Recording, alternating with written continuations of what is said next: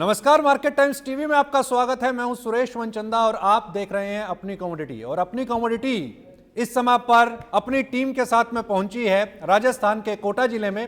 कोटा जिले की कोटा मंडी जो कि विश्वविख्यात है गेहूं के लिए, चना के लिए, सरसों के लिए, लहसुन के लिए और साथ ही साथ धनिया के लिए। तो अभी हम बात करेंगे गेहूं को लेकर के कि अंतर्राष्ट्रीय बाजारों के अंदर में इस समय पर जो हलचल पैदा हुई है, जो युद्ध चल रहा है पिछले तकरीबन 2 साल से, उसको देखते हुए क्या गेहूं का बाजार जो पिछले साल गर्म था, उससे पिछले साल भी गर्म था, क्या ये हैट्रिक मारेगा? क्या यहां पर एक तेजी बनेगी या फिर बाजार वापसी करेगा? ये तो हम जानेंगे ही। साथ ही ये भी जानने की कोशिश करेंगे कि डोमेस्टिक मांग और प्रोडक्शन के आंकड़े क्या कहते हैं गेहूं को लेकर के। हमारे साथ इस समय पर 2 खास मेहमान कोटा मंडी से इस समय पर हमारे साथ मौजूद हैं। सत्यवीर कटारिया जी हमारे साथ में हैं इस समय पर, और साथ ही साथ सुशील गंभीर साहब हमारे साथ में हैं। आप दोनों ही खास मेहमानों का स्वागत है मार्केट टाइम्स टीवी पर। सुशील जी, मेरा सबसे पहला सवाल आपसे, 2 साल से गेहूं ठीक ठाक चल रहा है और जो कमोडिटी 1800-1900 रुपए के ऊपर पे ट्रेड होती थी उसने 3000 रुपए और 3000 रुपए के आगे के स्तर भी दिखला दिए। 3200-3300 रुपए तक के भाव आ गए। वो भाव आपने देख लिए। अभी बाजार पिछले 1-1.5 महीने से थोड़ा सा ठंडा पड़ा है कि नई क्रॉप शायद आ रही है, और नई क्रॉप के टाइम पे ये एक मनोवैज्ञानिक जो मंदी अपन कह सकते हैं या करेक्शन कह सकते हैं बाजार के अंदर में, वो अमूमन दिखाई भी देती है और वो इस समय पर दिखाई देने लगी है।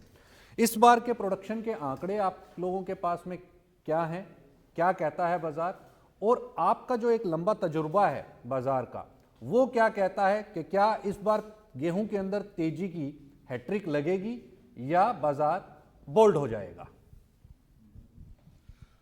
गेहूं के जो प्रोडक्शन है वो पिछले साल से 3-4% ज़्यादा आने की उम्मीद है। मौसम फेवरेबल है, लेकिन गेहूं की जो दूसरी बात आपने कही तेजी की या मंदी की, वो गेहूं सीधा सीधा सरकारी नीतियों पर निर्भर करता है। और सरकार ने इस बार चूंकि उनके पास रिजर्व स्टॉक बहुत ज़्यादा नहीं थे जी, तो इसलिए उन्होंने ओएमएस में ज़्यादा माल नहीं बेचने को दिया, और इस वजह से ये 200-300 रुपए की बाज़ार में एक्स्ट्रा तेज़ी बनी है। अदरवाइज़ गवर्नमेंट उसको कंट्रोल करके चलती है। और नेक्स्ट ईयर में जो है वो चूँकि कैरी फॉरवर्ड स्टॉक गवर्नमेंट के पास जाएगा, तो मुझे लगता नहीं है कि इतनी ज़्यादा वो तेज़ी वाली कोई बात बनेगी। एक तो प्रोडक्शन ठीक आ रहा है, एक्सपोर्ट गवर्नमेंट कर नहीं रही है गेहूं का, और इस साल का स्टॉक उन्होंने रोका है, कुछ माल को पूरा रिलीज़ नहीं किया अभी। जैसे जोन वाइज 1 लाख टन ऐसे ही कुछ माल दे रहे हैं, अभी 1.5 लाख किया है, तो थोड़ा सा उससे मंदा है। तो वो अगले साल जब ये स्टॉक उनके पास रहेगा तो वो मार्केट में माल देंगे, तो उससे वो ये सेम जो पैटर्न है वो चलता रहेगा, ऐसा मुझे नहीं लगता। यानी आपको क्या लगता है कि जो अगर भावों की अगर हम बात कर लें तो 3000 रुपए के ऊपर के भाव 2025 सीजन दिखाई देते हैं कि नहीं दिखाई? मुझे नहीं लगता। तो क्या भाव आप बॉटम में देखते हैं? बॉटम में 3000-2900। बॉटम में नहीं, मतलब अपर साइड साइड। और बॉटम क्या माने हम? बॉटम 2500-2400। 2400 से 2500 रुपए आपको लगता है कि एक बार बाजार करेक्ट होकर के दिखलाएगा? बिल्कुल दिखलाएगा। कटारिया साहब, जो पिछले हम 2 साल से देख रहे हैं, यूक्रेन, रशिया, फिर आपके पास हमास और इजराइल, ये जो वॉर चली, इन वॉर्स का कितना इम्पैक्ट, क्योंकि जो पहली जो तेजी गेहूं के अंदर में बनी थी वो यूक्रेन को लेकर के बनी थी, और यूक्रेन और रशिया दोनों ही गेहूं के अच्छे खासे प्रोड्यूसर, निर्यातक, और यहाँ पर इंडिया को एक चांस मिला जिसकी वजह से एक मोमेंटम बना, एक बड़ी अच्छी तेजी हमने देखी थी, और उसके अगले साल में भी ये तेजी बरकरार रही। अभी तीसरा साल है, इजराइल और हमास का तो जो युद्ध विराम है वो साइन हो गया, उसका इम्पैक्ट क्या आप देखते हैं? एक बात। दूसरा, अब आपको गेहूं को लेकर के प्रोस्पेक्ट्स क्या नजर आते हैं? पिछले साल अगर मैं 2024 की बात करूं तो 2024 के अंदर में एक बार ऐसी भी नौबत आ गई थी, जैसा कि अभी गंभीर साहब ने भी बताया कि सरकार के पास रिजर्व्स खुद के पास इतने ज़्यादा नहीं थे, इसलिए उन्होंने ट्रेडर्स को बहुत ज़्यादा माल रिलीज़ नहीं किया, जिसकी वजह से करेक्शन दिखाई दी। और कमोबेश बात ये भी आ गई थी कि बाहर से इंपोर्ट करने तक की बात जो है वो होने लगी थी, और कहीं कहीं ये भी पता चला कि रशिया के साथ एक एग्रीमेंट भी साइन हो गया था सरकार का। क्या आपको लगता है कि ये साल आयात करने की नौबत आ सकती है? प्रोडक्शन फिगर्स हालांकि 3 से 4% अगर एरिया बड़ा है तो क्या उसका इंपैक्ट हमें स्टॉक के ऊपर भी दिखाई देगा? जो फसल ज़्यादा आएगी तो उससे इंपोर्ट की संभावना तो गवर्नमेंट भी इच्छुक नहीं है करने की। जहाँ तक गवर्नमेंट का सवाल है कि अपने घर से ही पूरा होवे तो वो घर से ही करना चाहती है कि अपने इंडिया से। अगर ये इंडिया से बाहर से मंगाएगी तो शायद गवर्नमेंट को अपनी नज़र नीची रखनी पड़ेगी, क्योंकि पहले तो उन्होंने वादे किए हैं कि साहब हमारे पास बहुत स्टॉक है, हम दुनिया को खिला सकते हैं। इस वजह से बाहर से इंपोर्ट तो नहीं करेगी। हमने ये देखा है कि मध्य प्रदेश चूंकि गेहूं का बड़ा उत्पादक राज्य है, उसके बाद हरियाणा, पंजाब, ये बड़े अच्छे प्रोड्यूसिंग बेल्ट्स हैं। वहाँ तो चलो सरकारी खरीद हो जाती है, लेकिन मध्य प्रदेश की अगर मैं पर्टिकुलरली बात करता हूँ तो वहाँ पे क्या आपको लगता है कि फार्मर जो है वो शिफ्टिंग की तरफ है, क्योंकि उसको और बहुत सारी ऐसी क्रॉप्स दिखाई देने लगी हैं जहाँ पे उसके पास में कैश की अवेलेबिलिटी गेहूं से शायद ज़्यादा आ सकती है?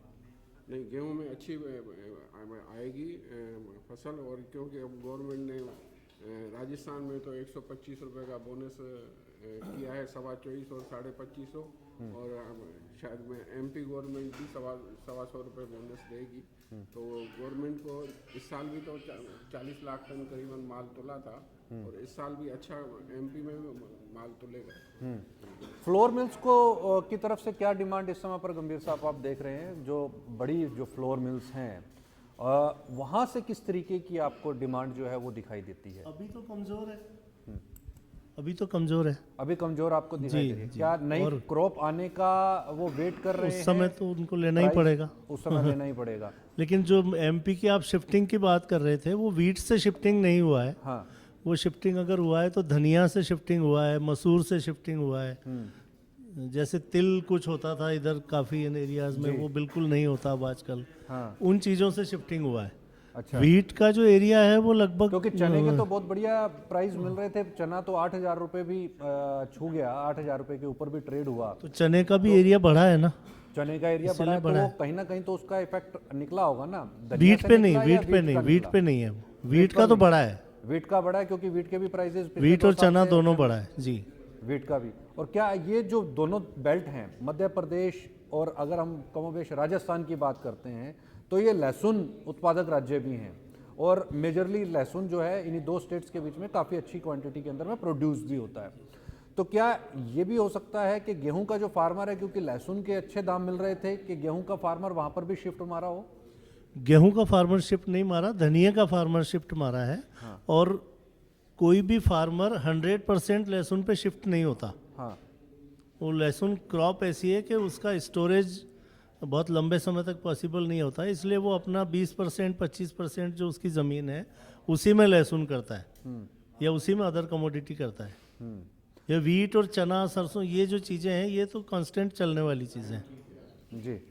इनको वो नहीं करता। लहसुन 25% से ज़्यादा, किसी की 50 बीघा ज़मीन है तो वो 10-12 बीघे का ही लहसुन करेगा। अभी आपके कोटा के आसपास की अगर हम बात करते हैं, जहां आप बैठे हो, तो वहाँ आसपास में गेहूं का आप प्रोडक्शन क्या मानते हो, और आसपास के इलाकों से कैसी खबरें किसानों, क्योंकि आप तो दिन रात किसानों के टच में हो, तो फार्मर्स क्या गेहूं की तरफ ज़्यादा अट्रैक्ट हुआ है, उसने ज़्यादा गेहूं लगाया है, कैसी खबरें कैसी हैं? गेहूं की फसल ज़्यादा हुई है। हाँ। क्योंकि भाव भी अच्छे रहे हैं, इसी वजह से तो गेहूं इस वक्त ज़्यादा पैदा हुआ है। मतलब ठीक है, तो अभी का अगर मैं 2025 मानूं तो 2025 के पिछले 2 सालों की तरह, 23-24 की तरह, 24-25 की तरह, क्या आपको लगता है कि ये वाला साल भी बेहतरीन जाएगा? क्योंकि स्टॉक कैरी फॉरवर्ड नहीं है ना, इसी वजह से। और फिर गेहूं की तो जो है गवर्नमेंट के नीतियों के ऊपर आधारित है, वो किस हिसाब से करती है। अब पंजाब में, हरियाणा में उनको कितना माल मिलता है, जैसे अभी इन्होंने इस साल तो अभी आने वाले साल के लिए 300 लाख टन की लिमिट रखी है जी। तो उनको कितना मिलता है ये उसके बाद ही पता चलेगा। जी। और गवर्नमेंट पॉकेट में कितना बांट रही है, देती है, उसके बाद हिसाब से ही पता चलेगा। उसके बाद ही पता प्रधानमंत्री जी ऊपर में क्या प्राइस मानते हो आप 2025 में? ऊपर में क्या प्राइस मानते हो? लगभग 3000 से ऊपर तो नहीं जाएगा 3000 से पूरे सीजन में? वहाँ तो लास्ट में। जिन स्टॉकिस्ट के पास माल है उन्हें रखना चाहिए या बेचना चाहिए? अभी वाला, हाँ। अभी वाला तो हाथों हाथ बेचना चाहिए। हाथों हाथ बेच देना चाहिए। गंभीर साहब आपको क्या लगता है? दादा से विचार मिल रहा है मेरा। मैंने ये कहा था हाईएस्ट अगले साल 29-30 के आगे नहीं जाएगा। पूरे मतलब ये मैं बात कर हाईएस्ट रहा की हूँ, बात करूँ लास्ट दिसंबर जनवरी 2000 की। जी दिसंबर 25 की नहीं जाएगा। मैं बात कर रहा हूँ। तो आपको नहीं लगता कि 3000 के ऊपर इस बार हाँ मुझे नहीं लगता, मुझे नहीं गेहूं का प्राइस नहीं जाएगा? तो जिनके हाथ में है वो रिलीज हाथ में है नहीं ज़्यादा। और इस बार स्टॉक करना चाहिए स्टॉकिस्ट को? स्टॉक तो करते ही हैं लोग। गेहूं तो ऐसी चीज़ है जिसे कोई भी छोड़ता नहीं है, थोड़ा बहुत सभी करते हैं। नहीं करते तो हैं, लेकिन क्या क्वांटिटी के अंदर स्टॉक करना? मिनिमम प्राइस की मैं बात कर रहा हूँ कि क्योंकि अगर मान लीजिए 2500 रुपए पर ला करके और 2800 रुपए पर वो बेच रहा है तो 300 रुपए का ही उसको तो मार्जिन ये हिसाब उसको लगाना है। हाँ। मतलब प्राइस रेंज जो है वो अगर हम बता पा रहे हैं थोड़ी बहुत, उसके बाद में उसको उसमें इंटरेस्ट निकलेगा नहीं निकलेगा वो तो वो तय करेगा। कितनी मंदी कितनी तेजी वो देखेगा। जी मंदी तेजी की बात तो कर ही ली हमने। जी जी, बहुत बहुत शुक्रिया इस चर्चा के अंदर शामिल होने के लिए। जो गेहूं का जो कमोबेश आउटलुक है, पिछले साल से प्रोडक्शन ठीक है, जरूर ज़्यादा यहाँ पर दिखाई दे रहा है, क्योंकि पिछले 2 साल से गेहूं भी ऐसी कमोडिटी रही जिसने किसानों को, कारोबारियों को, ट्रेडर्स को, स्टॉकिस्ट को खूब मुनाफा कमाया। और जो पीला आपका गेहूं है वो पीला सोना के तौर के ऊपर पे यहाँ पे उभरा। लेकिन इस साल थोड़ा सा यहाँ पर प्रोडक्शन को देख करके, डिमांड और सप्लाई को देख करके ऐसा लगता है कि स्टॉक से थोड़ा सा बचने की यहाँ पर हमारे दोनों ही पैनलिस्ट ने सलाह दी।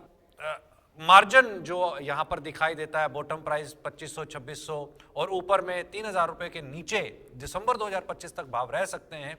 तो ट्रेडर्स को अपने हिसाब से अपनी गणना करनी होगी और डिसीजन लेना होगा कि उसको स्टॉक करना है या नहीं करना है। कहीं मत जाइए, मार्केट टाइम्स टीवी पर खबरों का सिलसिला बदस्तूर जारी है। आप दोनों ही खास मेहमानों का बहुत बहुत धन्यवाद।